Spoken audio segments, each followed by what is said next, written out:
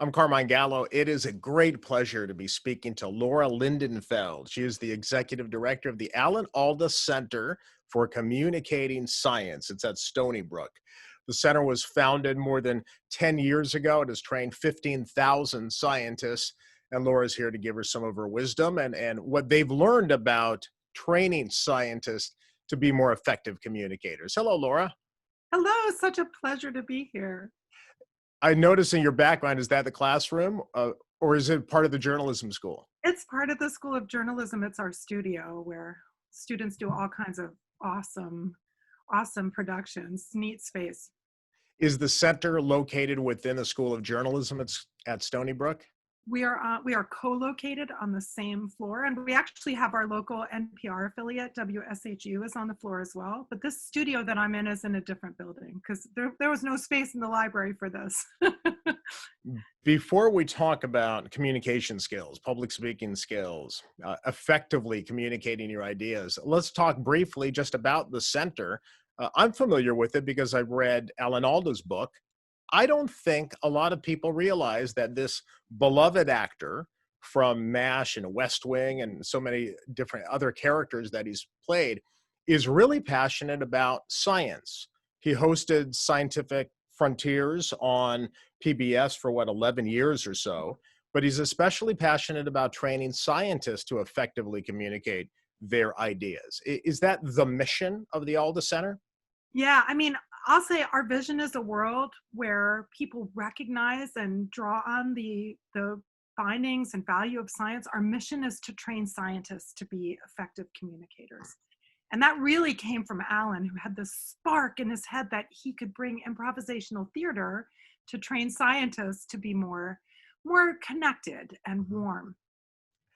When I speak to entrepreneurs, sales professionals, or business leaders about communication skills, almost to a person, Laura, they will tell me, I did not learn this in business school. Is it the same with scientists? Are they required to learn communication and presenting skills in order to earn their PhD? Carmine, I'm laughing because I think it may be worse. I think it may be worse. I've never been to business school, but I did train as a social scientist. I'm a faculty member as well. And I think what happens is when you become a scientist, as you're going through it, you get a lot of the regular communication trained out of you because you learn to speak in your own jargon, which is so important. Never in a pejorative sense do I use the word jargon, but that very special language that you need to be able to function in your field can become a huge barrier, along with some other things, not just jargon, to communicating with people who are not in your special area of work. Yeah, we'll talk more about jargon too in just a minute because I think that's very important.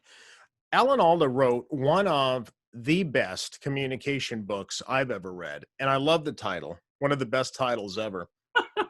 If I understood you, would I have this look on my face? Don't you love it? That doesn't it says everything, doesn't it? I've seen him do that too. Like, Laura, you're not making sense. Let me tell you this quote from the book. Obviously, you know this quote, but I think it's very insightful. Here's what Alan Alda writes in the book. People are dying because we can't communicate in ways that allow us to understand each other. That sounds like an exaggeration, but I don't think it is. Can you explore that? Oh my goodness. When Alan wrote this book, it was certainly true. And now, prophetically, here we are in the middle of the coronavirus pandemic, and we're seeing it every day. I mean, the numbers were over 300,000 deceased as a result of this pandemic the day before yesterday. It's just exasperating to me. And I think when Alan first wrote that, to me, it made sense because we could see this whole trajectory of people not trusting in science, the vaccine hesitancy or anti-vax movement, people not getting treatments they needed. I had a friend die of breast cancer because she refused treatment. She thought she could treat herself with herbs and she died. Mm-hmm. I'm going to try not to cry as I'm saying that, but that's just one example. And now it's reached literally a pandemic scale. Well, this brings up our current situation then. So let's explore that.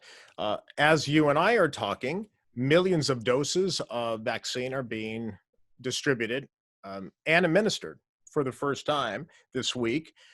On one hand, it's incredibly powerful to me that this is one of the greatest breakthroughs in recent medical history. There's no question about that. But at the same time, healthcare providers, healthcare professionals, experts from NIH and other agencies are expressing some concern about what they call vaccine hesitancy.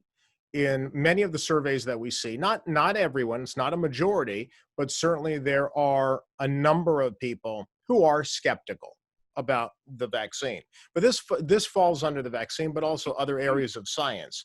What have you learned, Laura, over 10 years training 15,000 scientists about communicating information effectively that might help us over the next few weeks, months, build trust in the vaccine?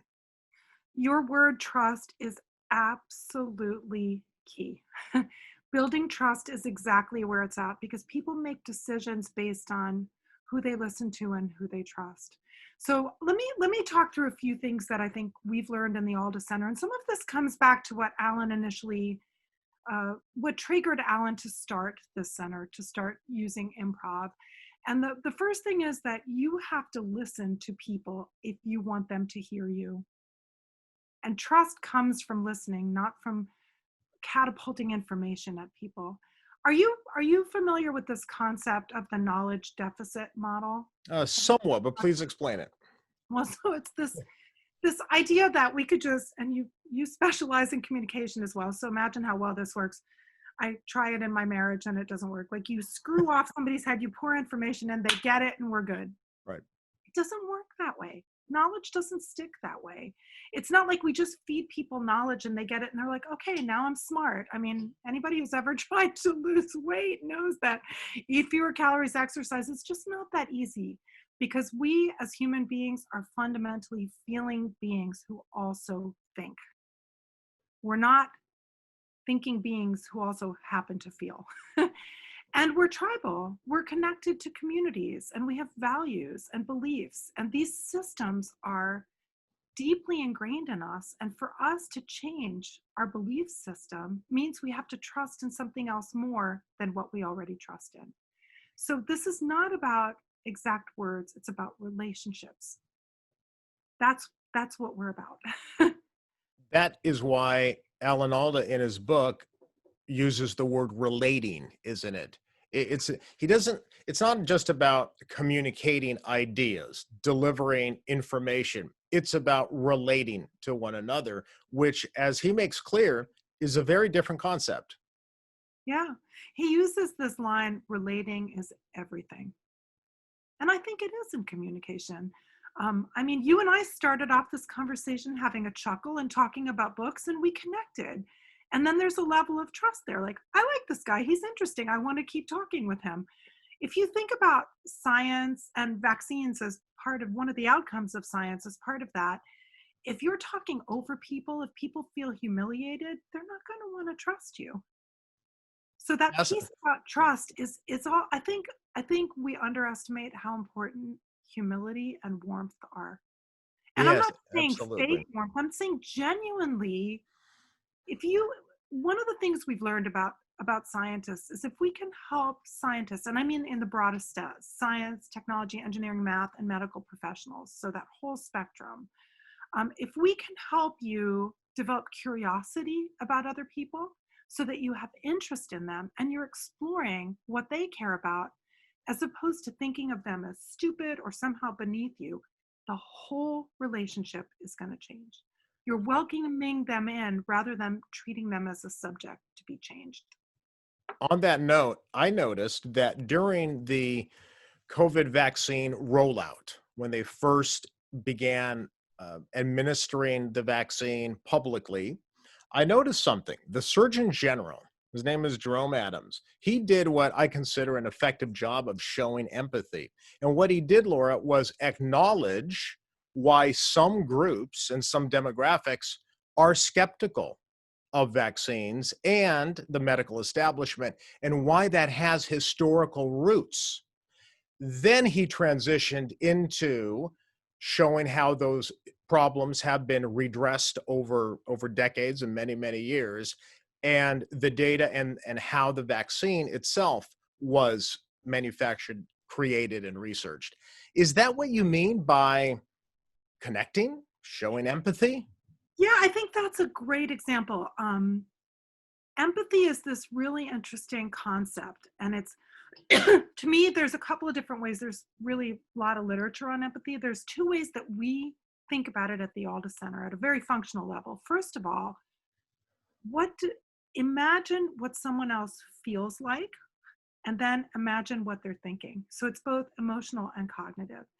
And I think if you can pair those together, it gives you a sense, again, of humility and a sense of responsibility for the other person, that if you can project yourself, and you're never going to get it 100% right, but the more that you try, the more you can align yourself with where someone else stands, what their standpoint is. So you can then imagine what it feels like to be talking to you. You imagine the power dynamics. You imagine the anxieties, the fears, the opportunities, the world in which a person lives. And then you are going literally to shape the way you communicate differently because you're taking care of them. Can I talk about improv for just a moment? Because I think improv comes in here. Yes. So let's talk about improv, because that is improvisation is one of the tactics or the tools that you use at the Alda Center to teach empathy.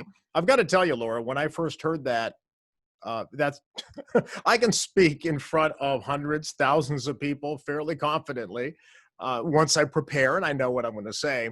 Improv scares the heck out of me. But you're doing it right now. You're doing it right now with me. I mean, we're, in a sense, a lot of people, when we say the words improv, you should see, imagine you walk into a room, there's 16 scientists, distinguished people standing there, and you say, we're going to do improv for the next 8 hours. What is, like, a pin drops and they're like, no, we're not. I'm getting sweaty palms just thinking about it. So I'm going to share with you the two key rules of improv that we use in these trainings. And I want you first to imagine improv is not about acting or being on a stage. It's about being present in the moment. And it's about listening and hearing. And it's about empathy. So the two rules that we make, and I think this may converge, and maybe your palms won't sweat and you'll come join us at a workshop sometime. The first one is you have to say yes and. Not literally, but figuratively. It's this concept that, and Alan's written about this, you invite whatever the situation gives you, and you acknowledge, not that you agree with it, but that it exists. It's the other person's value. There's vaccine hesitancy. I acknowledge you're hesitant.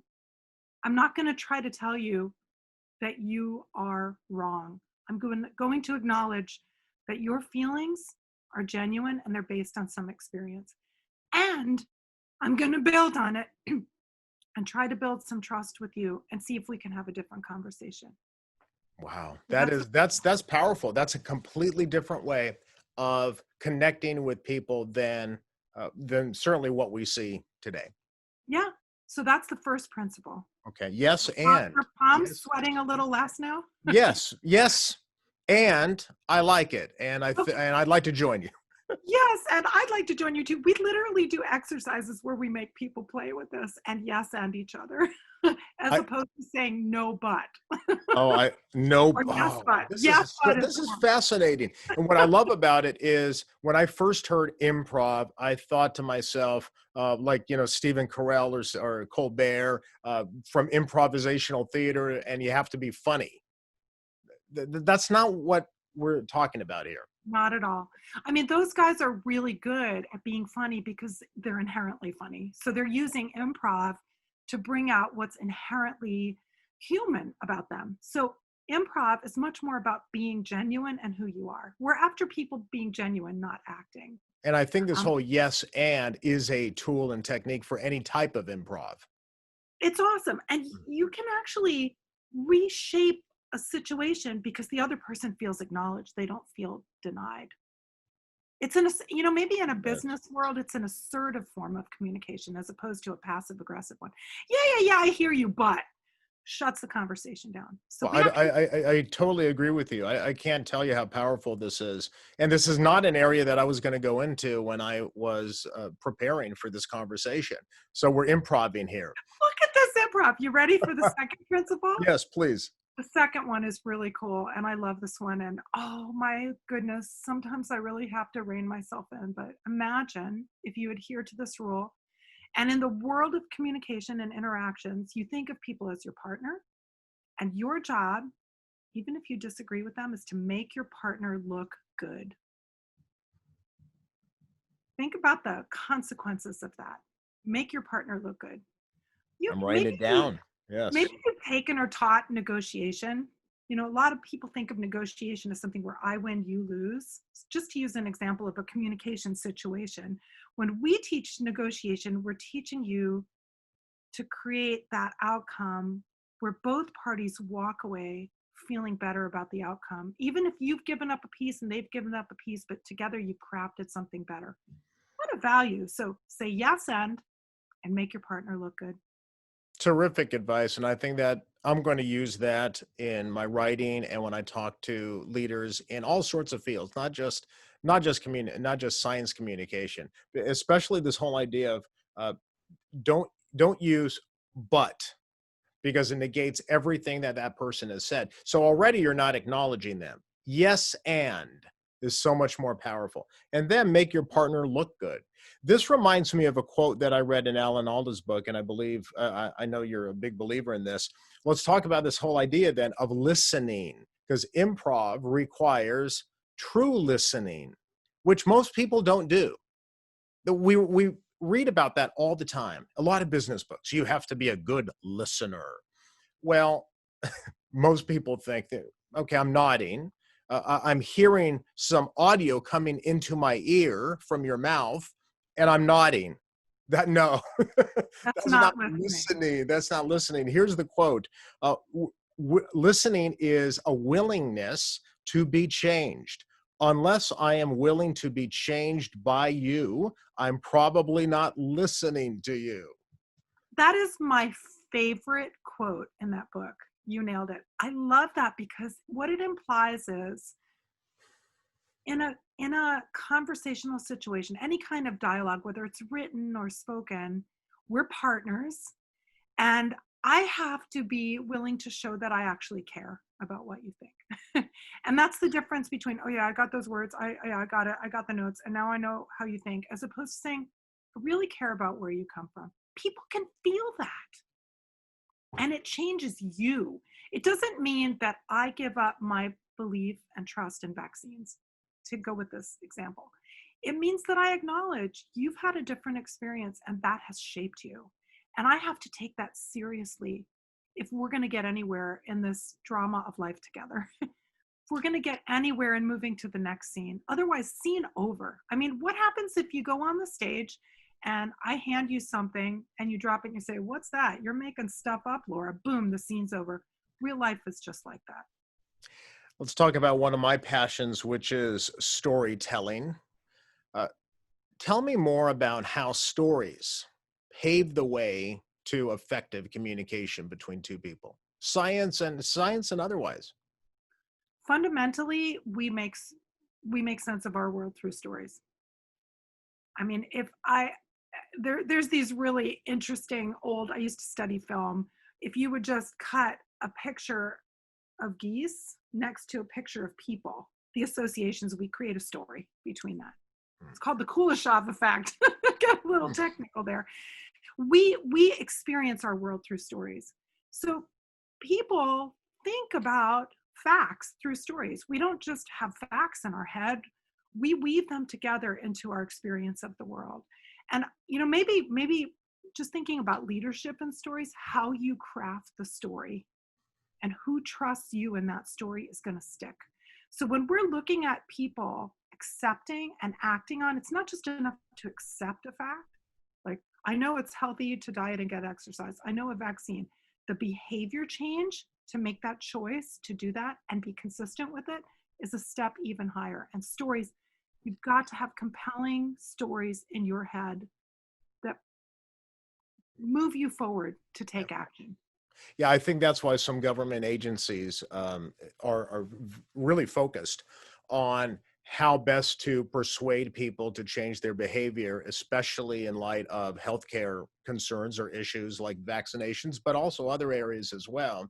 And they study this stuff, and they're looking at that. That's why you're going to hear more about uh, selecting people in those communities that those people trust because they see Yeah. themselves in those stories. So the government agencies and the researchers will not use the term that we use in journalism is and storytelling. They won't use that term. They're not even sure that's what they're doing, but that is exactly what they're doing. They're communicating through story.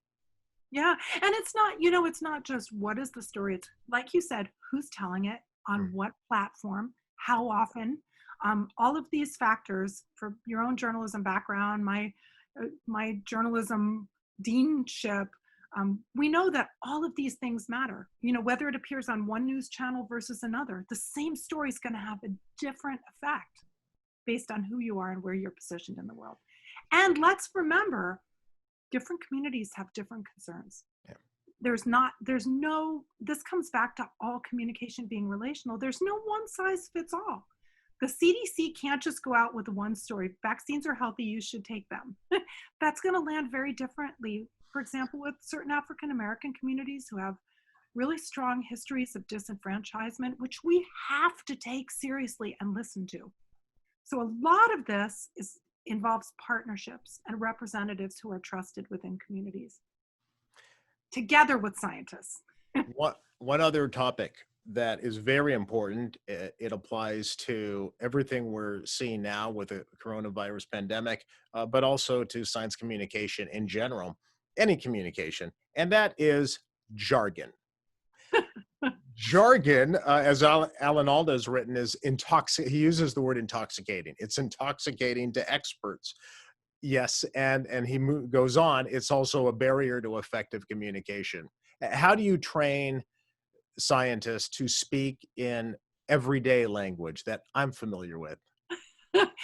Well, again, to just state, jargon is really important. If I, God forbid, need to have surgery, I want the surgical team using their jargon because I don't want them to spell out every detail while I'm on the table. Like, get your job done. Jargon has its time and its place. It's really, really important.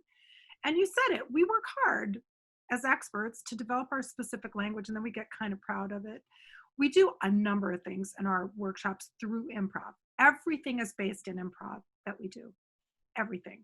So it's always through an experience of interacting around something and then processing it that you learn, oh, that word means something differently to this other person, or they didn't understand what I said. Like you want me to give you an example of an exercise that we Please.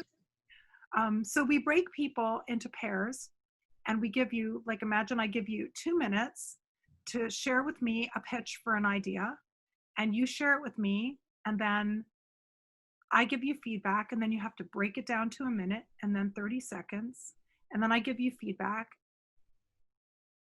and then you have to try it again. And each time you learn something about this that I can convey back to you what I'm hearing. And then we're going to ask me what I heard you say. And you're going to be amazed at what I did and didn't remember after having heard it 4 times. Terrific And exercise. it's right in your face. Like, oh my gosh, that is not what I was saying. Or that's what I was saying, but you didn't hear this part. And then I get to say to you, well, I heard it 5 times, but I didn't really hear it. So try it differently. Terrific exercise. I think whether people are going through an improv class or working on a pitch with their peers, go through that exercise because you will, well, actually not with your peers, but someone who doesn't understand that idea as well. Because in that way, you'll learn every time you do it to use simpler language, or at least language that's familiar to Appropriate to the a audience. lay person. Yeah, I think we often think about communications as the word I'm going to say, as opposed to what you are going to hear. And what improv does is it flips the whole thing, and it makes me responsible as a speaker, quote unquote, the leader in that moment. We're both co-leading right now to make sure that I understand what you heard, as opposed to I'm telling you what you need to hear. I've been thinking a lot about jargon because I think that even when I hear healthcare professionals talk about the virus, the pandemic, the vaccine, they are using a lot of words that are probably very simple to them and most healthcare providers, but outside of that space, most people, I'm sure, cannot explain to you what mRNA means. What is a messenger RNA vaccine, for example? I read the other day, I'm not making this up. They were talking about the mRNA vaccine. Its efficacy was reported in a multinational placebo-controlled, observer-blinded pivotal efficacy trial. So why aren't you taking it? Yeah. Yeah. You're kidding me. Again, that is not, it's not everyday language. If they had gone through an improv exercise like you just laid out, that statement would have been so different. Maybe it would have been simply, uh, it's a safe and effective vaccine and it will bring an end to this COVID nightmare. Yeah.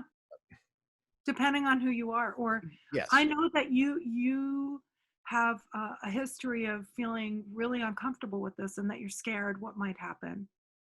I can assure you that people are getting through this pandemic better because of this vaccine.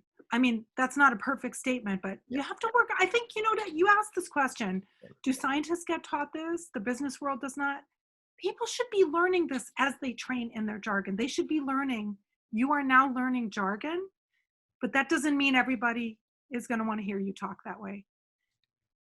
And you've got to learn, you've got to flex. We talk about learning how to flex your muscles, build your muscles. It's like bodybuilding. Like, Mhm. you've got that muscle there. Have you ever worked out when you've not worked out for a long time and it really hurts like crazy the next day? That's like Sure. improv.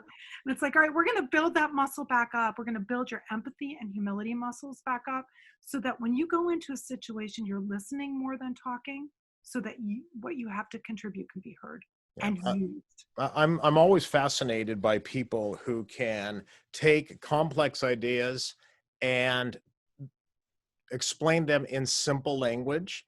And there are so many good scientists who are doing that today. I've been very impressed with Dr. Fauci, because if you read Dr. Fauci's science, it's obviously quite complicated. He knows more about viruses than probably anyone on the planet. But when he speaks in public, it's very different, and he strips the language of all the jargon. He's very, again, he's one of many, but very, very good. You can tell these are people who are skilled communicators who have thought about it for years. You can, and I watch him. I mean, I watch a lot what people are doing on TV, both because of my interest in science communication and in journalism, how we're covering this pandemic. And I watch him and I think he really cares about helping people. You feel that. Can you imagine how burnt out that guy is right now? I mean, he's on 17 TV. hours a day.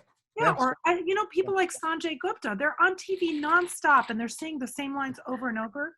By the way, improv helps you bring that script back to life each time. Each time it's new. You rediscover those lines in that situation anew. It's not just lines on a page. They know their talking points. They know what they need to convey. They're being very present in the moment, caring about the audience, and you feel that difference. That's exactly what we're after at the Alda Center.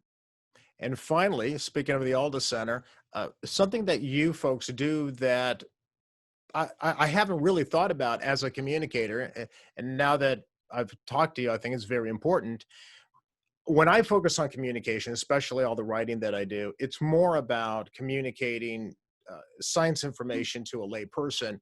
But you folks work a lot within teams and team collaboration. And before we started recording, you mentioned something about team burnout Yeah. during the pandemic and how that's affecting communication. Yeah, if you think about, so you've got, if you think about the whole bench to bedside on medicine, you've got scientists working on solutions that have to go through all of these different trials, different scientists test that. And then you get a product that comes out to the public, and you've got a physician or a nurse talking to a patient about getting vaccinated. And that person doesn't want to get that vaccine, they don't trust it. Um, that situation alone, you've got teams across that whole scientific spectrum who need to be able to collaborate to get this information moved along. And then you've got healthcare teams that are on the ground getting worse and worse and worse. The numbers are off the charts. People are burning out. They're exhausted. So we try to practice what we preach at the Alda Center and have empathy with the folks we're training. And when we're looking at what's happening with healthcare professionals now, your teams, people can get very short-tempered, they're burnt out, they're exhausted. We've got to be able to help individuals and teams function more collaboratively in the interest of each other to serve patients and their well-being. Finally, Laura, what is the role of effective communication and public speaking in one's career, especially a science career these days? A lot of young people graduating from science with science degrees. What would you tell a young person today or an aspiring leader about the role communication skills will play in their success and getting their ideas across? Oh, I love this question. A lot of people go into science because they're curious. And I find, the same question about burnout, you can get burnt out. It's a lot of work to be a scientist and run a lab, and you become a manager, you have postdocs and grad students. Communication happens all across the scientific spectrum. So you have to be able to do it well. Intrapersonal communication, when you're thinking about your work, is a form of communication, writing your papers. But let's just talk for a moment about the absolute sheer joy of being able to connect your work with society and see that it matters. That's just, that's why I get up and do my job every day. It's just amazing. It's why I wanted to, give a shout out to all those folks who created these vaccines. That took incredible teamwork, unbelievable communication to fast track that. And I was thinking, as these vaccines, as they get approved, I'm imagining champagne corks flying with people saying, "Yeah, we did it!" And probably nobody in the public will see that, but shout out to those teams. So cool. Well, speaking of stories, then that reminds me of, I wish we could go back and read the stories of how people celebrated the polio vaccine. If you Yeah. have, if anyone had ever read a book on what had happened then, church bells were ringing. I mean, week-long Yes. celebrations. That's what it means to bring something, this type of medical technology when we need it most. Two things on that, Carmine. First of all, Alan Alda had polio I as a didn't, child. I Yeah. didn't know that. He had his legs stretched. Read his other book, Never Get Your Dog Stuffed. He describes it. I am convinced that is one of the reasons he's so committed to science communication. It's because of that experience. And second of all, just, this isn't exactly what you asked, but I'm going to add an end to this. I think the role of entertainment media is absolutely critical. And I think about movies like Hidden Figures and what that's doing for people's understanding of African American women in math. I mean, it transformed. What about a movie right now about polio and how people celebrated that? We need those narratives on a high level as part of our collective leadership in this nation, in this world, to inspire us to be our better selves. I think news, journalism, incredibly powerful and important, but we also need those fictional narratives as well that convey science to us in ways not only that are accurate, but that can really help us embrace change. Well, we've improvised a lot and we have made a connection and we empathize with each other in such a strong way, Laura. I think we could talk for hours. So we'll save some topics for another conversation. I love it. Okay. Thank you, Laura, and congratulations on all the great work you're doing at the Alan Alda Center for Communicating Science. Thank you. Thank you.